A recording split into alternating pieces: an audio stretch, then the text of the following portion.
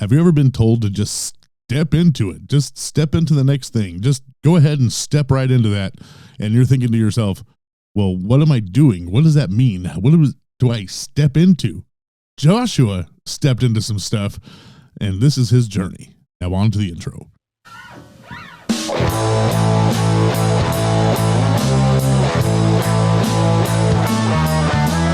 Currently rocking in the school of life.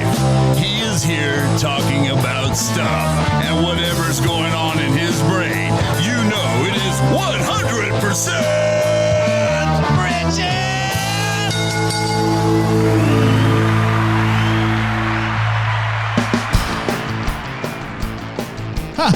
All right. Here I am. I forgot to unmute my mic. Here I am. It's me talking about something. How you guys doing today? I hope last week was good. I hope you maybe checked out the zombie rules. And if you haven't listened to last week's, go ahead, go listen to that. I got 90 something other episodes available. Go listen to whatever you want. I got all kinds of stuff. So today I'm going to talk about, let's get on. Let's do got to do the business first. If you're watching me on YouTube right now, feel free to hit the like button, hit the subscribe button somewhere over here, and then ring the bell. So ring the bell over there. The little logo is going to pop up right about here if it hasn't already. So go do that stuff. If you're watching on Facebook or listening to the podcast on Facebook, make sure to like and share. And of course, like and share anything on Apple Podcasts, Spotify, iHeartRadio, Pandora, or anywhere you hear a podcast. I am probably there, so make sure to go check out 100% Richard on your favorite podcast. Or go to 100richard.com and just click on something, and something will happen. So I opened this up today talking about stepping into something. Now, I've been told several times, well, just step into it. Whatever the next level is, just step into it. So, maybe we've been told this common church phrase, step in. Well, what does that mean?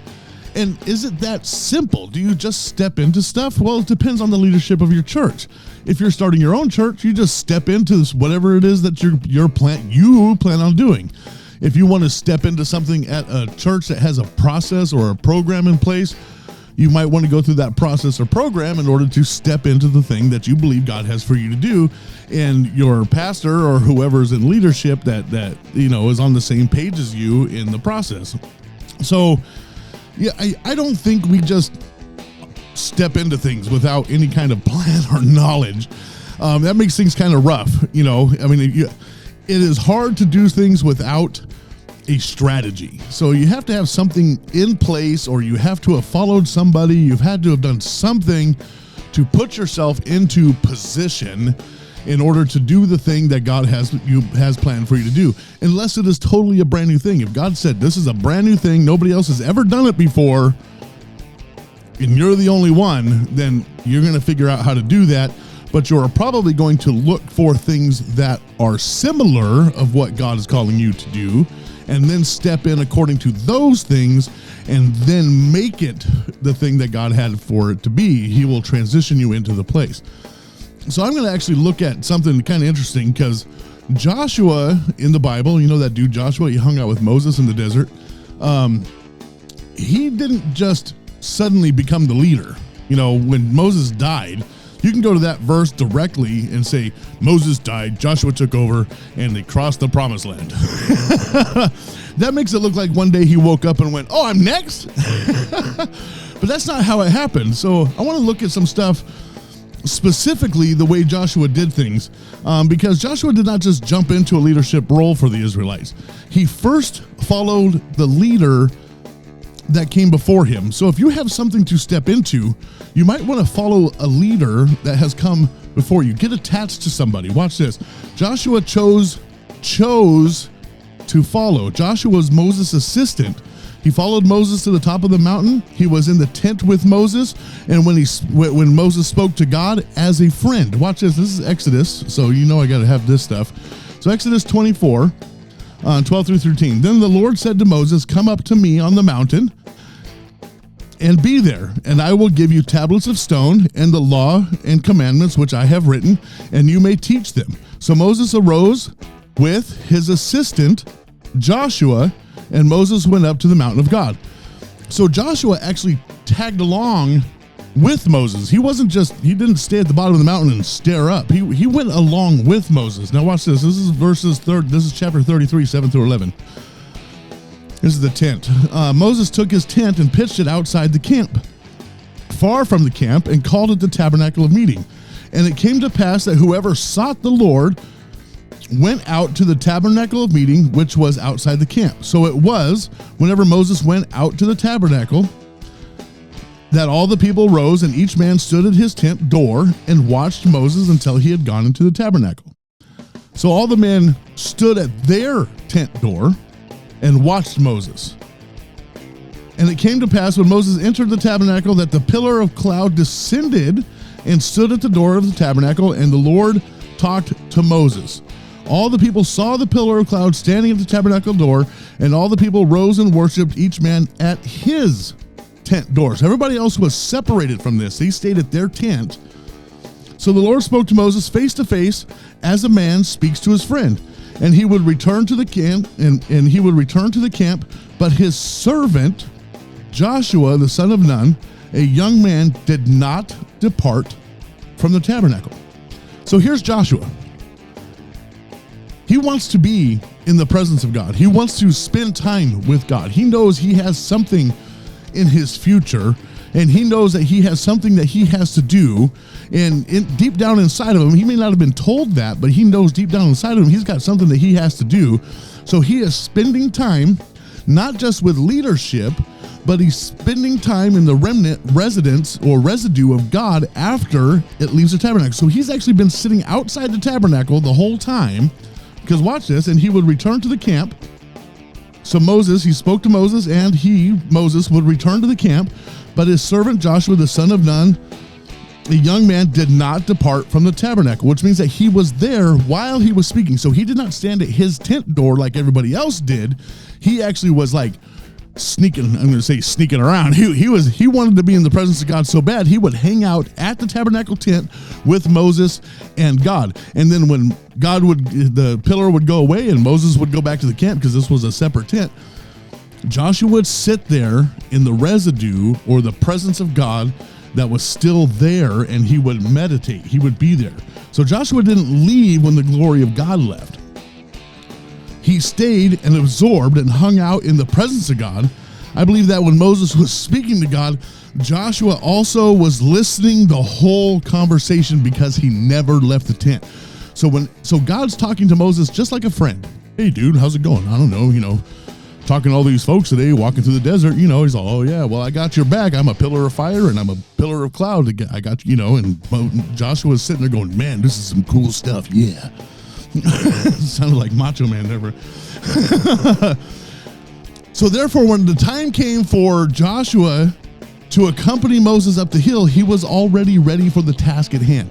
So he spent time with God. When you spend time in the presence of God, you will be ready for next level leading.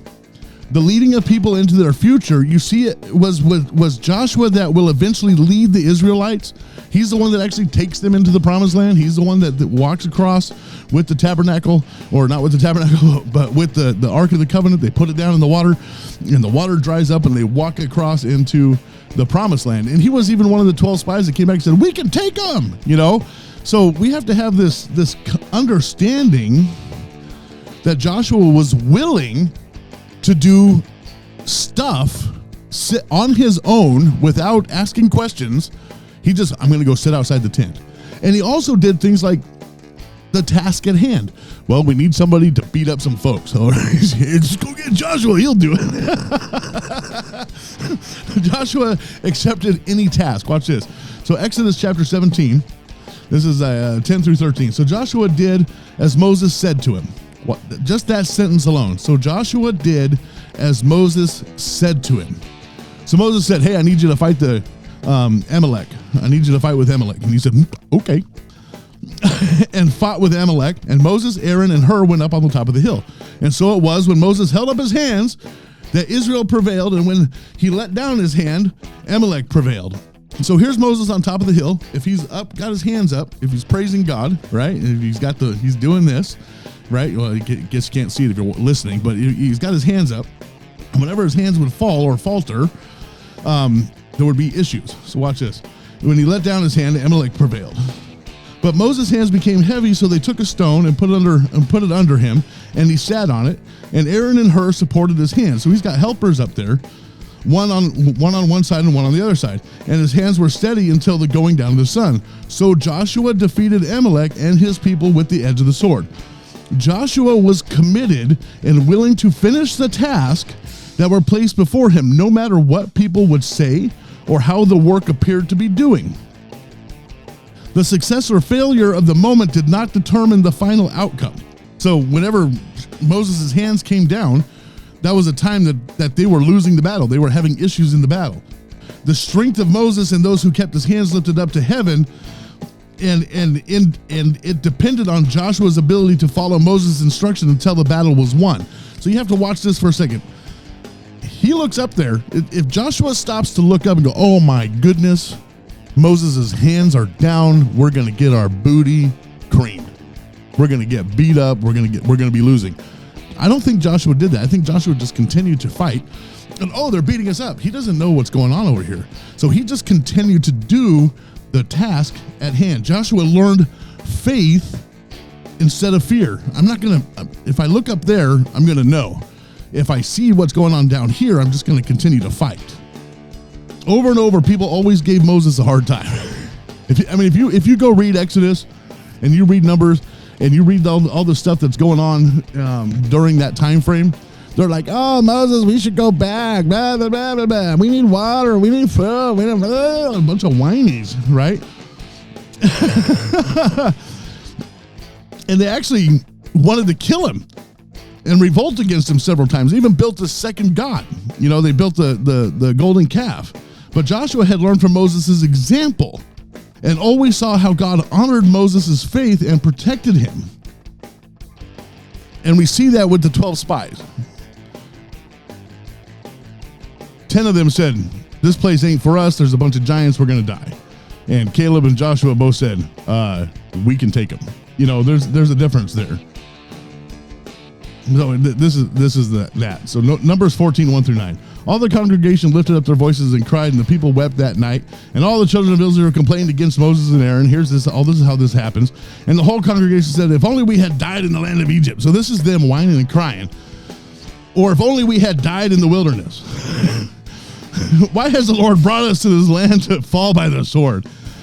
That our wives and children should become victims. I don't think a lot of people talk about what the Israelites actually did. It's the 10 Commandments, lightning, thunder, burning bush. Look at how awesome Moses was. Man, he had to deal with some folks, right? Then Moses and Aaron fell on their faces before the assembly of the congregation of the children of Israel. But Joshua, the son of Nun, and Caleb, the son of Jephunneh, that dude, who were among those who had spied out the land, tore their clothes, and they spoke to the congregation of the children of Israel, saying, the land we passed through to spy out is an exceedingly good land. If the Lord delights in us, then he will bring us into this land and give it to us, a land which flows with milk and honey. But they believed the 10 over the 2. Joshua's faith in God is built from following Moses. When it became time to lead the people, a portion of Moses' anointing was placed on Joshua. This is him stepping into the process. So here's the process of Joshua. I'm going to hang out in the tent or outside the tent. I'm going to sit in the glory of God as best as I can. I'm going to sit with him. I'm going to spend time with him as best as not from afar. I'm going to be in the front row. I'm going to sit where I need to sit. I'm going to be on stage with the person if I have to. I'm going to bring him, the pastor, his Bible. I'm going to take care of the people around him, and I'm going to do what it takes for me to do. I'm going to follow him up the mountain and sit with him and be a part of what he has to do. I'm going to learn everything I possibly can before it is my turn. So here's Deuteronomy 34, 7 through 9. Moses was 120 years old when he died. His eyes were not dim, nor his natural vigor diminished. And the children of Israel wept for Moses in the plains of Moab 30 days. So the days of weeping and mourning for Moses ended. Now Joshua the son of Nun was full of the spirit of wisdom, for Moses had laid his hands on him. So here's the laying on of hands in the Old Testament. So the children of Israel heeded him, and did as the Lord had commanded Moses. Joshua takes the lead because he has spent time with a faithful leader that spent time with God. Joshua followed Moses and in the process followed God, which developed his faith and ability to become all in. He became all in when the time came for him to step out and step in to his full God-developed potential, to where God tells Joshua, it is your turn now. It's your time to take the people to the promised land. No man shall stand against you. As I was with Moses, I will also be with you. Joshua 1:5. As the word continues in verse 9, God tells Joshua, here's verse 9, Joshua 1:9, have I not commanded you? Be strong and of good courage. Do not be afraid. Do not be afraid, nor be dismayed, for the Lord your God is with you wherever you go. For the Lord God is with you wherever you go. Joshua stepped in. He was willing to do what it takes to be a follower of God, to live a life for Christ, and he put in his best. He put in his absolute best. He did everything it took to go to the next level.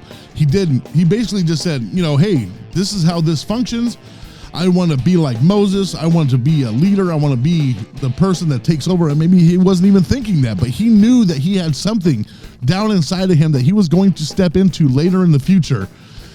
And he did whatever it took to become that person. Now think, he was in the desert for a very long time. So does this happen overnight? Sometimes? No. Sometimes? Yes. For Joshua, it took a very long time. Moses had to guide him out.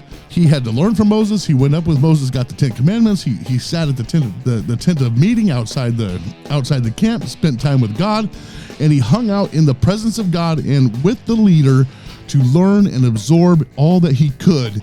And then when it was his time, Joshua took over and took them into the promised land. And that's how we step in to the next thing. Right on, right on.